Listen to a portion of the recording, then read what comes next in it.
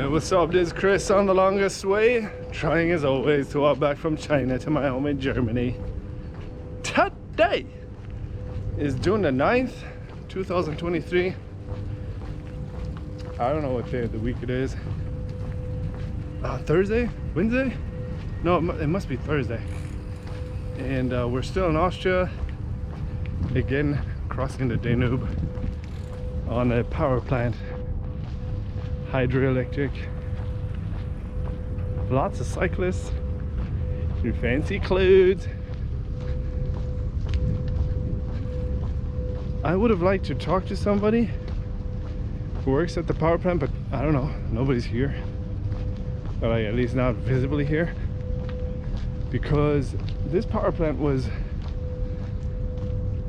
the center of a scandal in 2013 when there was a huge flood that came from there, from Germany actually. And down there is Linz, the city where I stay with my friend Mario.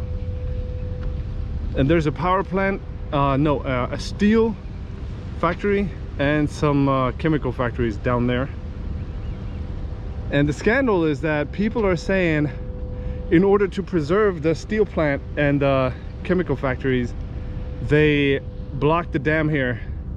They didn't let the water through, and then villages on both sides of the river here, they got flooded. Even though they didn't have to get flooded, they would not have gotten flooded if they had opened the dam here, but then they wanted to protect the steel and chemical.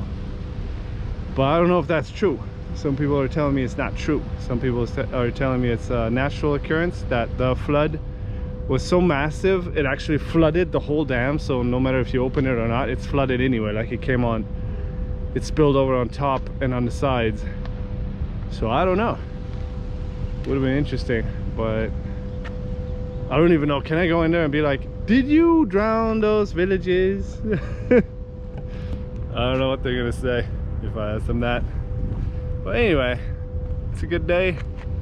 It was rainy at night and now perfect, looks good. We'll see how it goes. So all of this was underwater in 2013. Water, I don't know where it went, but it was supposed to have been very high, 6-7 meters. So basically the trees would be half underwater, or maybe a third. These lower plants would be drowned. That house over there in the water until the roof.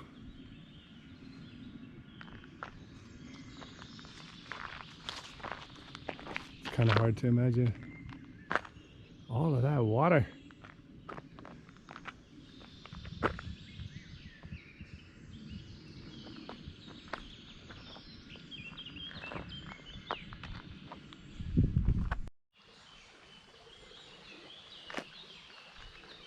I guess this river must have been huge and angry. I don't know what the ducks were doing, but it certainly didn't look like this in 2013 when everything came flooding from there.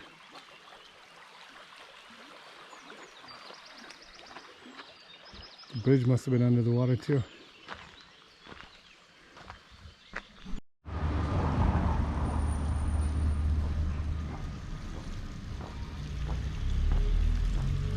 So, this is Goldwörth. There's a school over there. I was just hanging out here in front of a kindergarten. Today is the day off, so there's nobody there. There's a government building. There's a fountain, a church, and a graveyard, and some residential buildings. And this is where the flood was in 2013. I just talked to some guys. Wait, I'll take you there.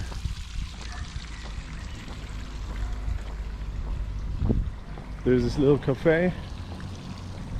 So I went to the cafe and there was some dudes sitting there drinking wine. And so I ordered a wine and I talked to them.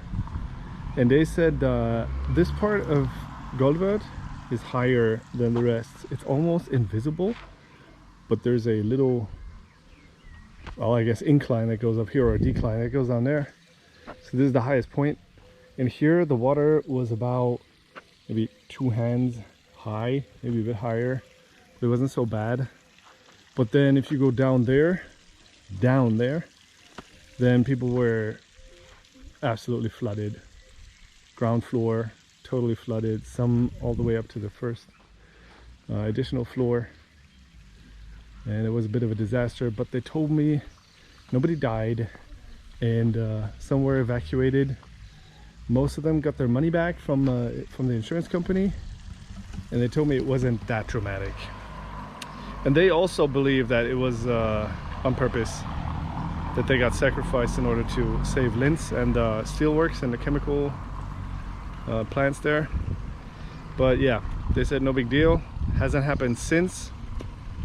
They still like living here. And then after that wine thing with the dudes, I sat there. And then another dude appears from out of nowhere and hands me a bottle of beer, or half beer, half lemonade. And it was ice cold, and it was nice. And then he gave me some food too. Mario was his name. And now I'm slightly tipsy, and it's 4 in the afternoon. I've wasted a lot of time, or I've spent a lot of time, let's put it that way. There's really no wasting time. And I'm thinking about just cutting the day short. There's a campground down there, about 3 kilometers. I think I'm gonna go over there, see if they got a space. Hello. Hello.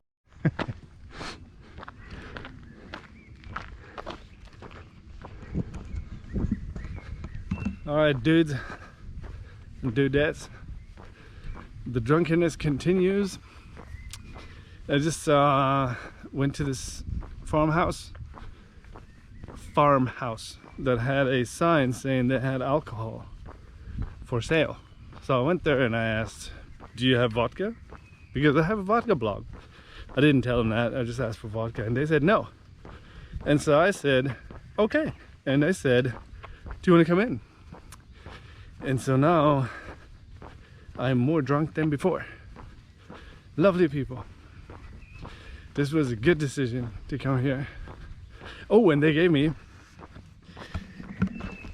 a bunch of salad from their own garden, and they gave me a homemade bread, which is in here, that they made themselves. And so once I'm sobered up, there's a, oh, I've told you already, I'm gonna go to this campground. Hopefully they got a spot for me. I'm gonna have a homemade bread and a salad from the garden, and it's gonna be awesome.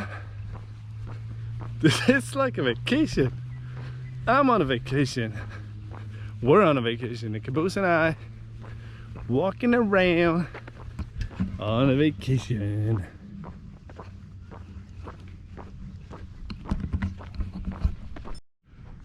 Alright, so it's a campground. Or is it a trailer park? I don't know. I mean, look at them. They're like, they live here. Wow. These dudes have like a garden and everything.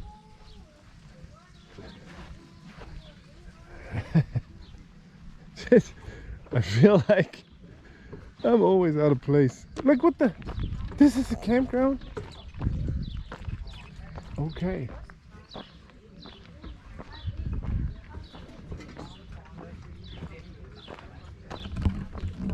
Like, what?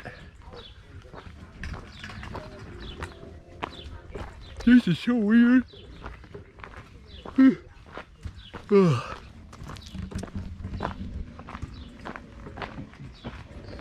Okay, so these are campers.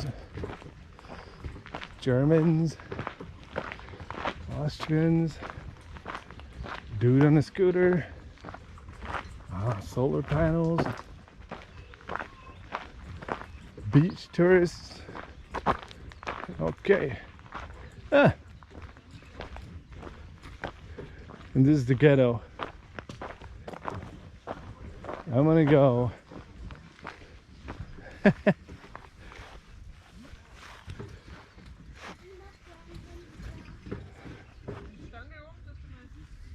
This is the ghetto.